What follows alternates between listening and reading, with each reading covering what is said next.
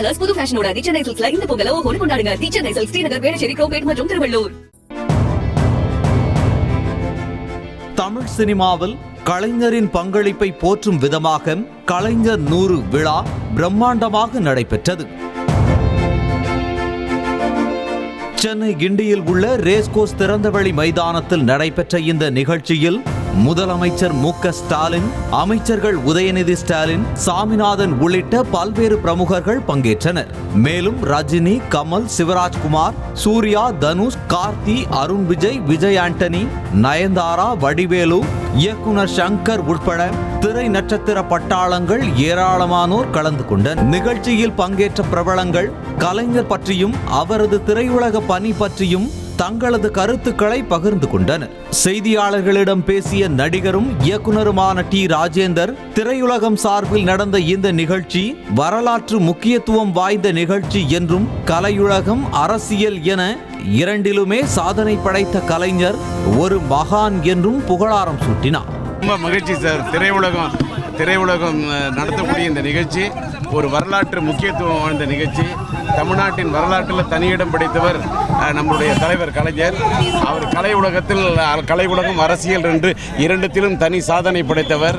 அவருக்காக நடத்தக்கூடிய இந்த விழா முக்கியத்துவம் வாய்ந்தது. நிகழ்ச்சிக்கு வந்திருந்த நடிகையும் ஆந்திர அமைச்சருமான ரோஜா, கலைஞர் 100 விழாவில் பங்கேற்றது மிகவும் மகிழ்ச்சியாக இருப்பதாக தெரிவித்தார். ஆர்டிஸ்ட் எல்லாருமே கலைஞருக்காக 100 இயர்ஸ் செலிப்ரேஷன் பண்றது ரொம்ப சந்தோஷமா இருக்கு. உலகமே கொண்டாடக்கூடிய தலைவர் கலைஞர், அவரது 100 விழா ஒரு மகத்தான திருவிழா என புகழ்ந்து பேசினார் நடிகை ரோஹிணி. திரையுலகமே திரண்டு வந்து பண்ணிட்டு இருக்கிற இந்த ஒரு நிகழ்ச்சி மிக மகத்தான ஒரு நிகழ்ச்சி. அவர் கொண்டாடப்பட வேண்டியவர். கலைஞருக்கும் எங்கள் குடும்பத்திற்குமான நட்பு ஆழமானது என்றும், கலைஞரின் 100 விழாவில் நானும் ஒருவனாக பங்கேற்பது பெருமையாக இருப்பதாகவும் கன்னட நடிகர் சிவராஜ்குமார் நிகழ்ச்சியுடன் கூறினார்.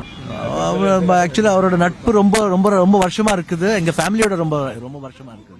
I feel very blessed and happy also to be a part of Centenary celebration.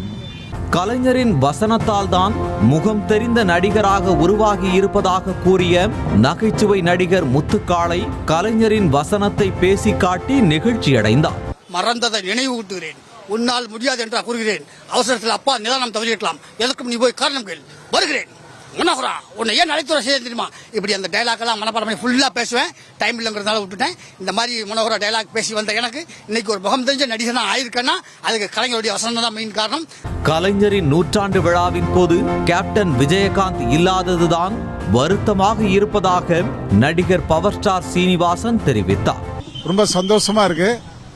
சின்ன ஒரு துக்கம் நம்ம புரட்சி கலைஞர் இல்லைன்னு, மற்றபடி எல்லாமே சந்தோஷமா இருக்கு.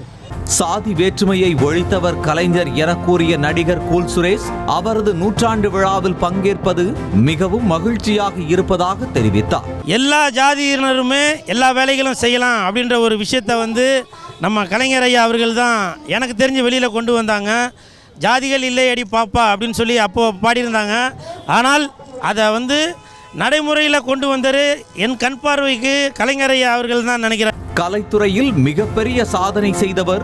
சமூக நீதி கொள்கை, சுயமரியாதை, பகுத்தறிவு கொள்கைகளை சினிமா மூலம் மக்களுக்கு கொண்டு சென்று சேர்த்தவர் என கலைஞருக்கு புகழாரம் சூட்டினார் நடிகர் வாகை சந்திரசேகர். கலைத்துறைக்கு ஒரு மிகப்பெரிய சாதனைகளை செய்தவர். திரைத்துறையிலே சமூக நீதிக்காக சுயமரியாதை, பகுத்தறிவு கொள்கைகளை கொண்டு வந்து கலைத்துறை மூலம், சினிமா மூலம் மக்களுக்கு கொண்டு போய் சேர்த்தவர். செய்திகளை உடனுக்குடனும் துல்லியமாகவும் தெரிந்து கொள்ள சப்ஸ்கிரைப் பண்ணுங்க.